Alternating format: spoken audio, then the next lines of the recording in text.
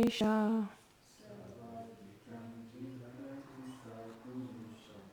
Traduction. Sans attachement et sans implication, le Seigneur crée, soutient et détruit cet univers d'une manière pure, bien qu'il soit concerné et non dénué d'objectifs. Demeurant caché dans le cœur de tous les êtres vivants, il semble jouir des objets des sens comme le maître des 6 facultés sensorielles. Mais possédant une liberté sans limite, il reste distant de ces objets des sens. Commentaire. Selon Srila Vishwanath Chakravarti Thakur, le Seigneur est décrit comme celui qui possède, d'une manière illimitée, des qualités remarquables comme les 6 opulences, à savoir la richesse, la puissance, la renommée, la beauté, la sagesse et le renoncement. C'est pourquoi on le nomme le maître des sens. Bien qu'il perçoive les 6 objets des sens, il en demeure totalement détaché. C'était court.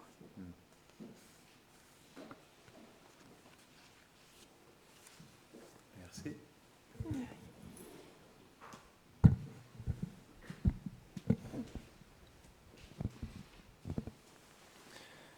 Om Jnanatimirandasya Jnananjadasharakaya Chakshurunmilitam Jena Tasmai Shri Gurave Namaha Shri Chaitanya Manobishtam Stapitam Jena Bhutale Swayam Rupa Kadamayam Dadati Svapadantikam He Krishna Karuna Sindho Dinabandho Jagatpate Gopesha Gopika Kanta Radha Kanta Namostute Tapta Kanchana Gaurangi Radhe Brindavaneshwari Vrishabhanusute Devi Pranamami Hari Priye Vanchakarpatarubhyashta Kripa Sindhubhya Evacha Patitanam Pavanebhyo Vaishnavebhyo Namo Namaha Jaya Shri Krishna Chaitanya Prabhu Nityananda Shri Advaita Gadadhara Shivasadi Gaura Bhakta Vrinda Hare Krishna Krishna Krishna Hare Hare Hare Rama Rama Rama Hare Hare Namahum Vishnupadaya Krishna Prishtaya Bhutare Shrimate Bhaktivedanta Swaminiti Namine Namaste Saraswati Deve Gauravani Pracharine Nirvishesha Shunnavadi Paschatya Shatarine. Bienvenue à tous. Comme je vois rien, je vais fermer mes yeux. Ça va être un peu plus simple. Donc, merci d'être ici aujourd'hui. Donc, dans ce verset, c'est expliqué que Krishna, il est le maître de tous les sens, car il possède les 6 qualités, comme il est Bhagavan. Et comme depuis 2 jours, j'ai perdu mes lunettes, j'avais cette méditation sur la vie intérieure. Comme j'ai...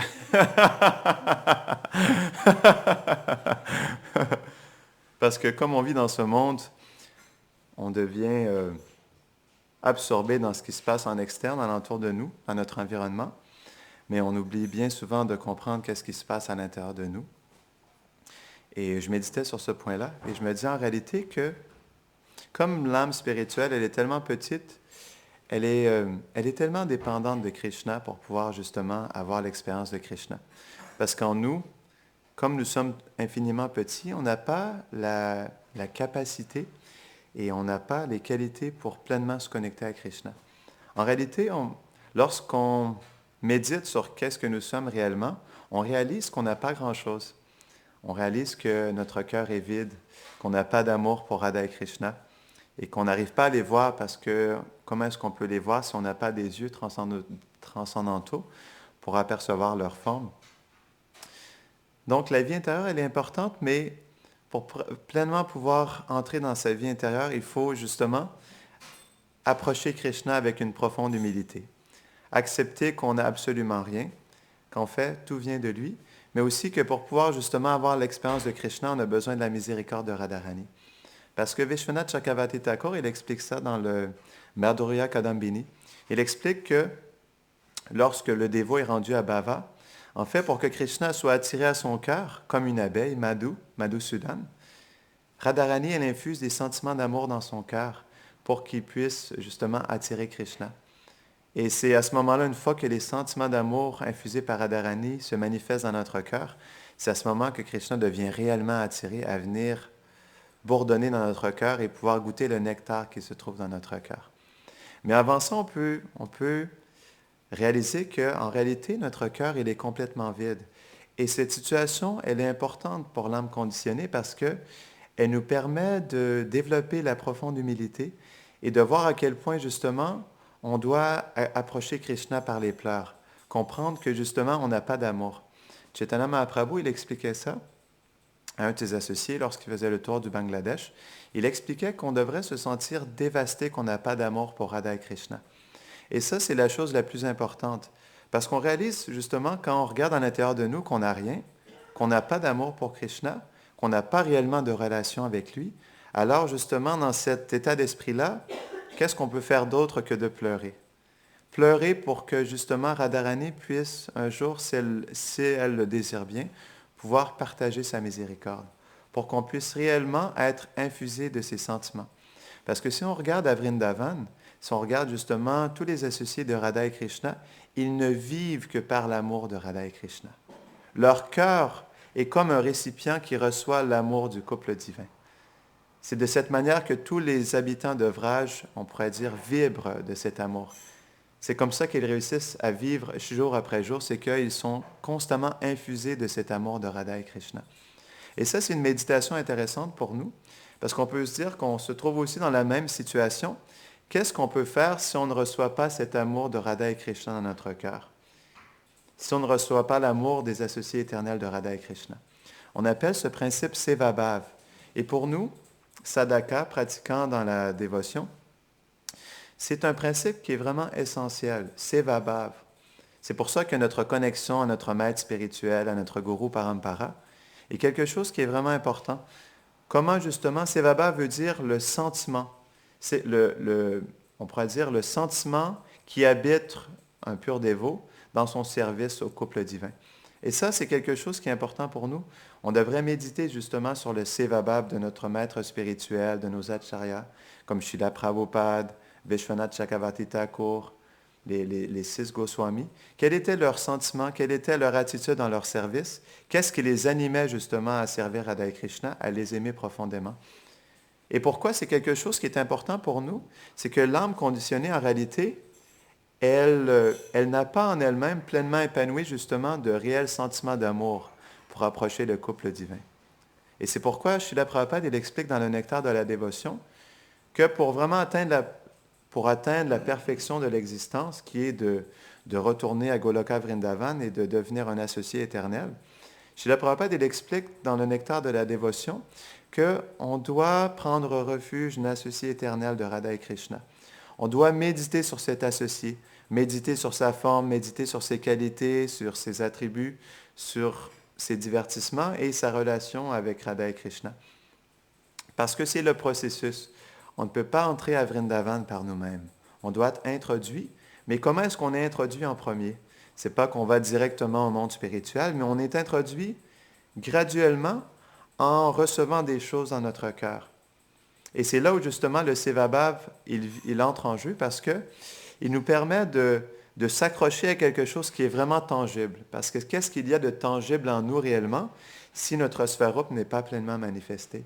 On pourrait dire pour nous, les sadhakas, la chose la plus tangible, c'est de profondément méditer sur cette attitude de service des Vrajavasis.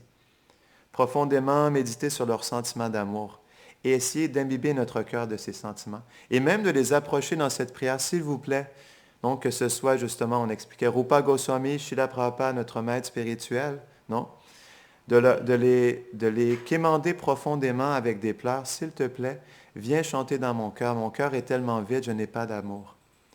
Rupa Goswami, il explique que si, lorsqu'on chante le Mahamantra, on n'a pas des pleurs qui coulent comme un ruisseau, alors on devrait accepter que notre cœur est bardé d'acier.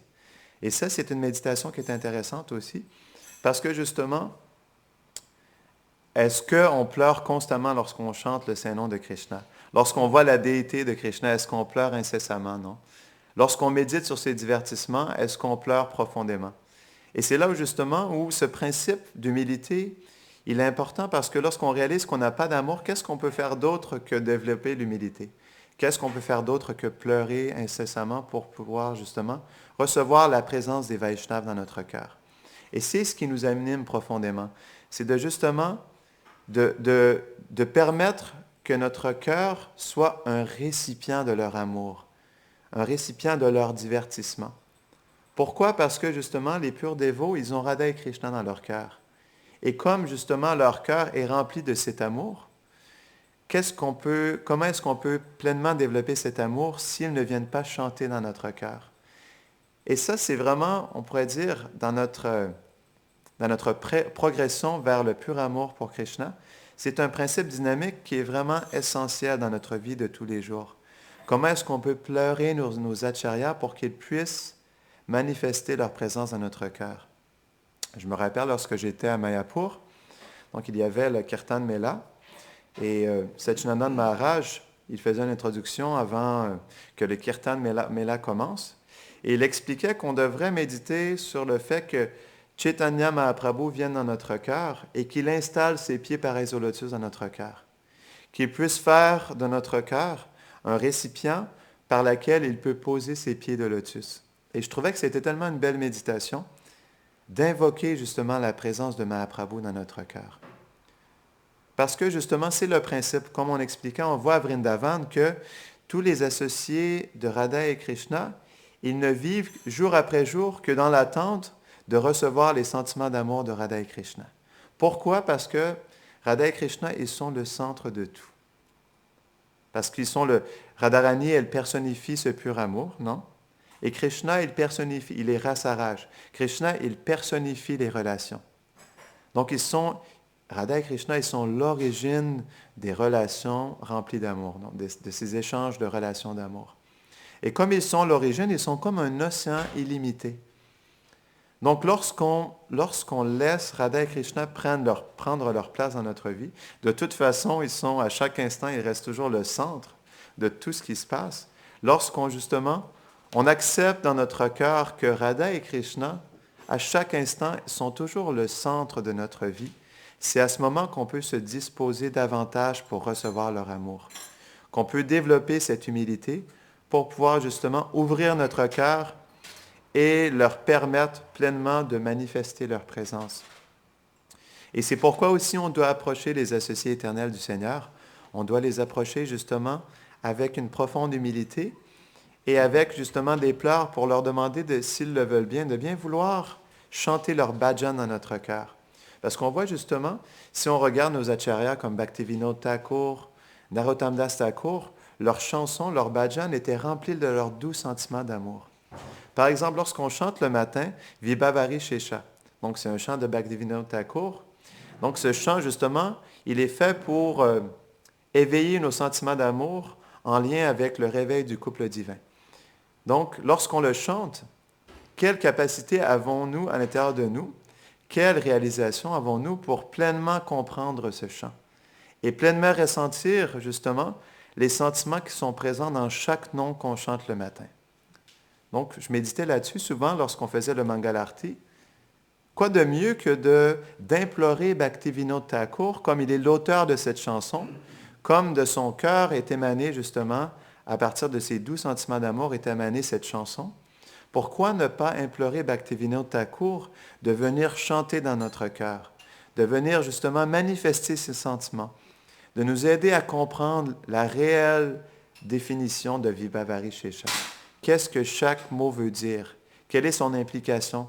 Quel sentiment véhicule-t-il? Et comment justement puisse cette chanson, jour après jour, nourrir cette relation que nous avons avec Radha et Krishna dans notre cœur? Et c'est là où justement le programme qu'on fait à tous les matins, notre sadhana, notre japa, notre lecture, tous ces moments sont tellement précieux parce que ce sont des moments privilégiés où on peut demander à notre maître spirituel, à nos acharyas, de bien vouloir manifester leur présence dans notre cœur. C'est comme par exemple lorsqu'on lit les livres des acharyas. On ne devrait jamais oublier qu'ils sont pleinement présents dans leurs livres. Srila Prabhupada, il disait ça. Donc, vous pouvez pleinement avoir mon association à travers mes livres. Sanatana Goswami dans le Brihad Bhagavatamrita, Rupa Goswami dans le Nectar de la dévotion. Donc, ces livres, ils ne sont pas ordinaires parce que c'est Shabda Brahman.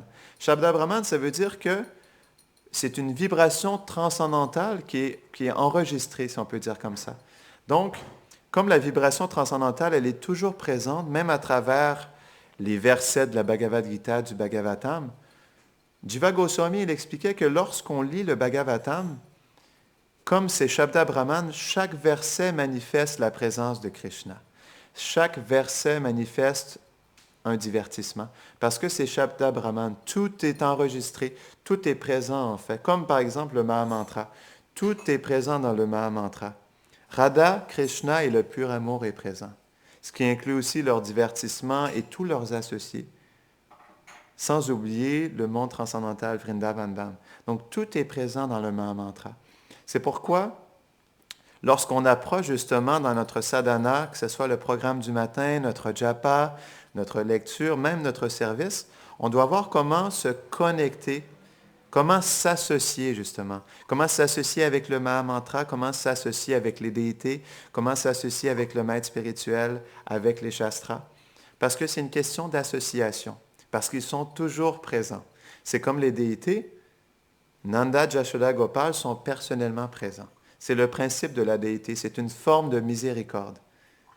C'est qu'ils permettent, à travers justement l'installation de la Murti, ils permettent aux dévots, aux aspirants dévots, de pouvoir avoir leur darshan, de pouvoir avoir leur association et de leur apporter un service personnel.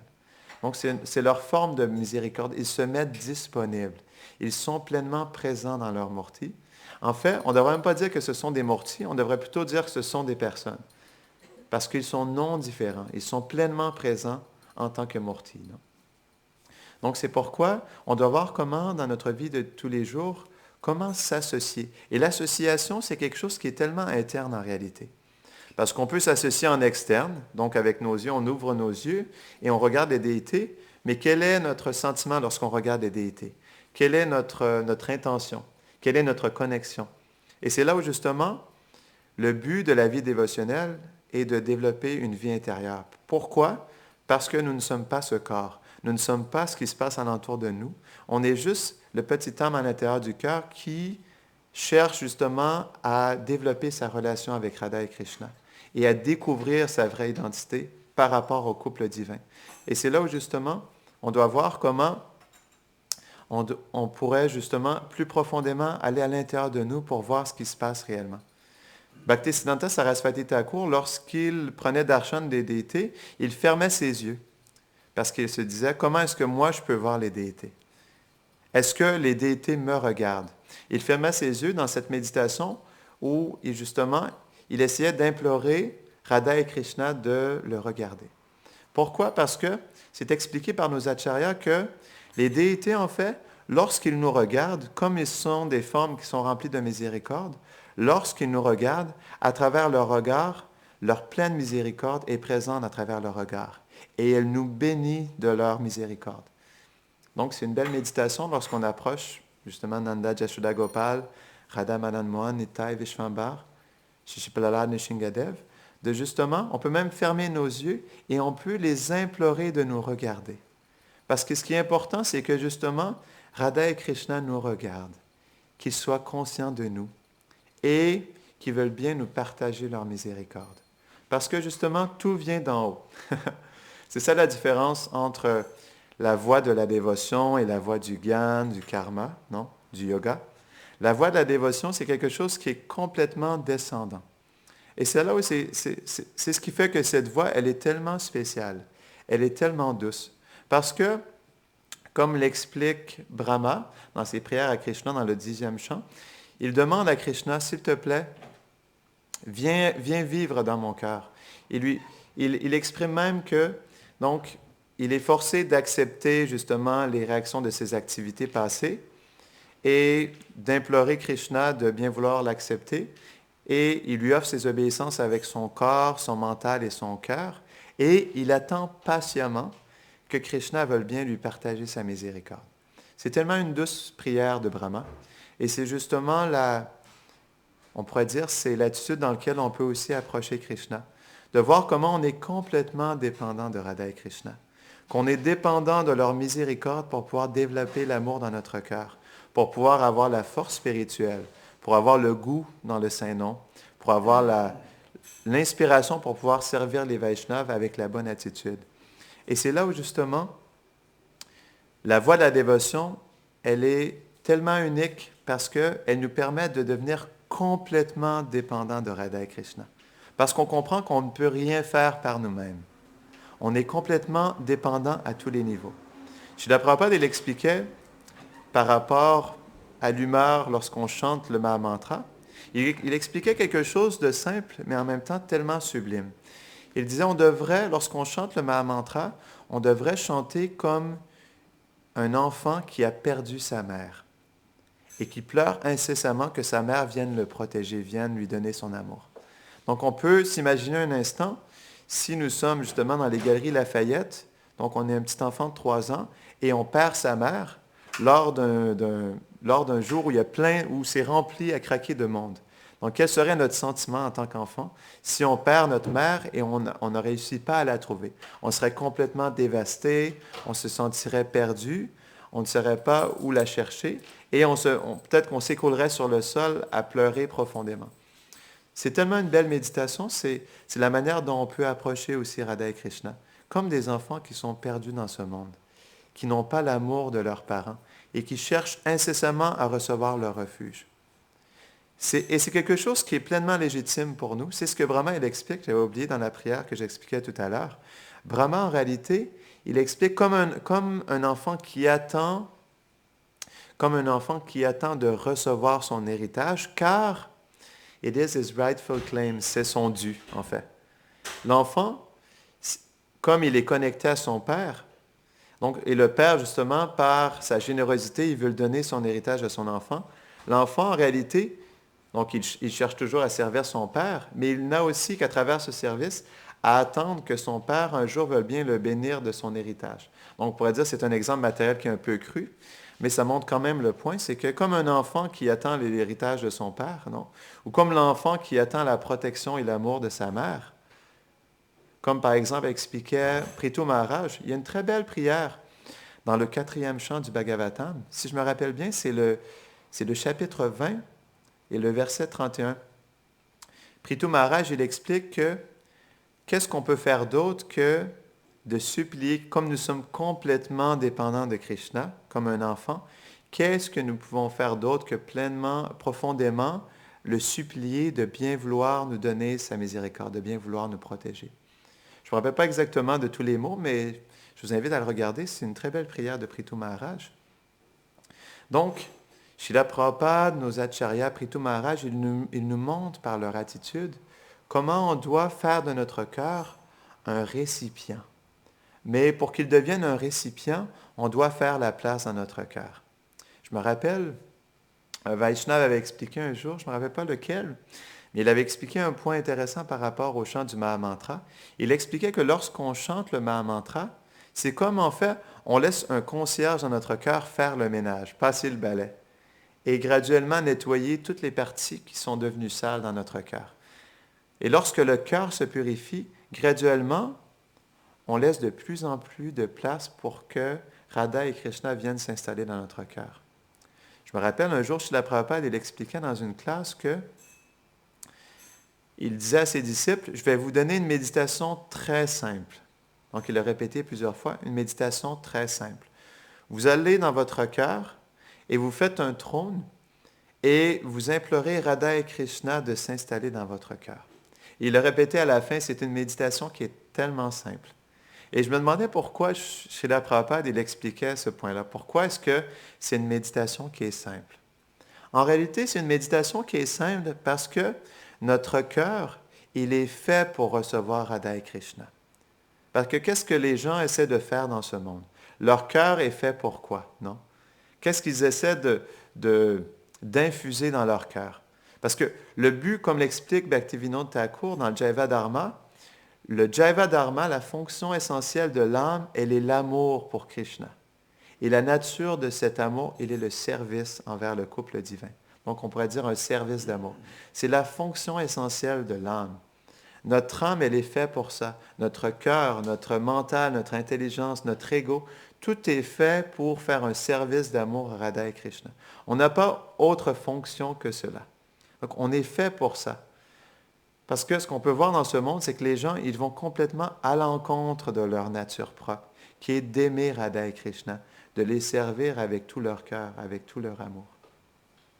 Donc, on va terminer là. Est-ce qu'il y a des questions ou des réflexions? Est-ce que tu voulais ajouter quelque chose, Gurudev? Jai Grantara Shrimad Bhagavatam Ki Jai.